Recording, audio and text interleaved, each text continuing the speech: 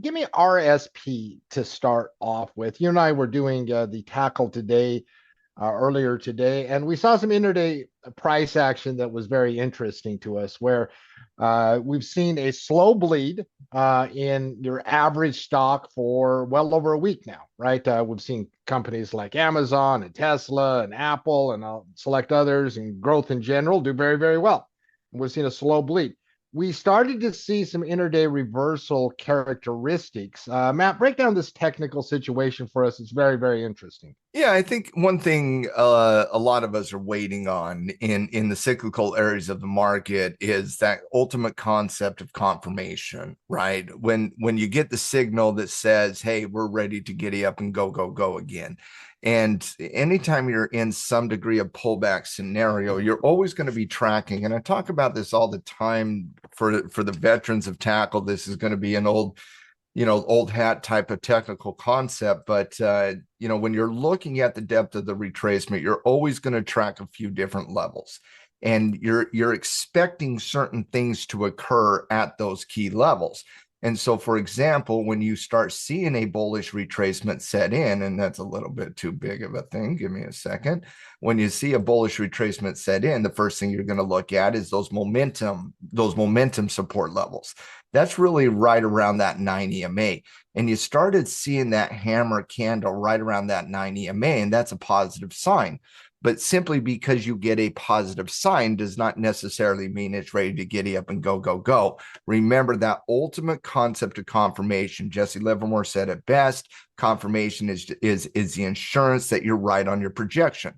Well, if your projection is support's going to hold and price is going to continue, is going to start going up, you got to see a little bit more than just a slowing momentum candle. What you want to see is that slowing momentum candle followed by that nice little upward movement in price. And so if that does not occur, you track that second level of the retracement, which is more of that standard bullish retracement, oftentimes coinciding with the 20 SMA. And you're looking for that same degree of turnaround story, slowing momentum, upward movement in price to confirm. If that does not occur, you track the third level on the retracement, which is typically a deeper retracement, typically around the 50-period moving average, 61% retracement against the previous pivot point. That deeper retracement, you would want to see something along the lines of a king's bed where you see simple consolidation.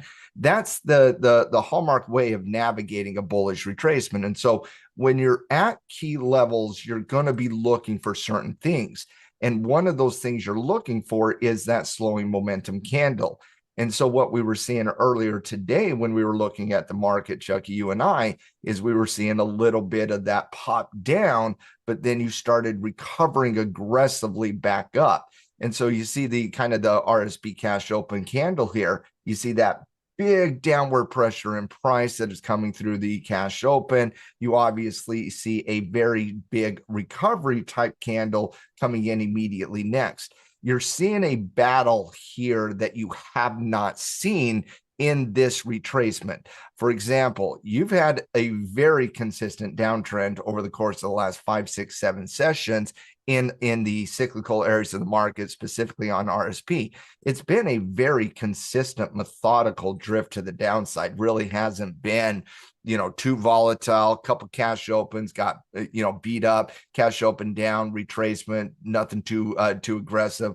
Back down on the cash open, back down on the cash open, back down on the cash open. You're seeing a little bit of a change here because you're seeing the violation there. That is also a violation of the 20-period moving average on the daily chart. But now you're starting to see the fight back here. And what that fight back is doing on the intraday is it's forming an intraday bearish retracement that could form into something else.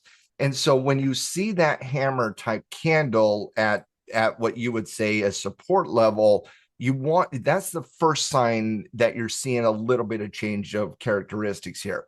But it's not the end all be all. You have to see confirmation, because a lot of what we see on the intraday side of the equation is algorithms doing their thing.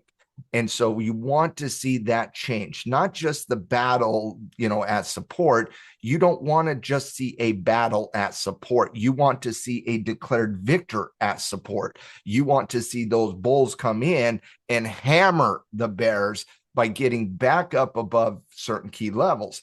And so, yeah, it's an improving condition, Mark.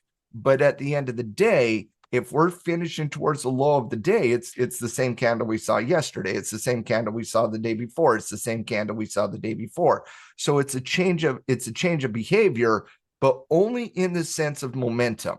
You have not seen those bulls come in. You saw an algorithm response here today due to some positive economic data, but you have not seen those bulls come in yet. And that's the key point in any retracement, is you can't just get excited about a retracement opportunity when it's just down, down, down, down, down, down, down. You got to wait for that upward movement in price to really get confident back into the market. And what does confirmation look like? It's not just a random, slowing momentum, but you see something along the lines of that type of candle where now you have that upward movement in price. The bulls basically say at that point, yeah, we're ready to start picking up cyclical areas of the market again.